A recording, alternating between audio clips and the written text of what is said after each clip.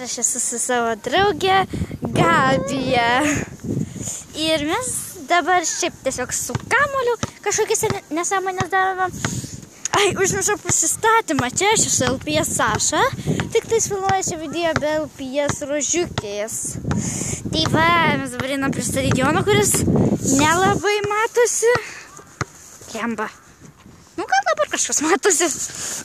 Tai va, ten pilna visokių bernų, kuriuos aš pažįstu. O gal ir nepažįstu, ką aš žinau. Ir mes nežinom, ką veikti. A ne, nežinome turbūt. Ką čia dabar parodyti dar? Nu va, čia du medžiai. Ne, nu ten dar biškį ir toliau yra. Čia tvora, kaip matote, yra. Čia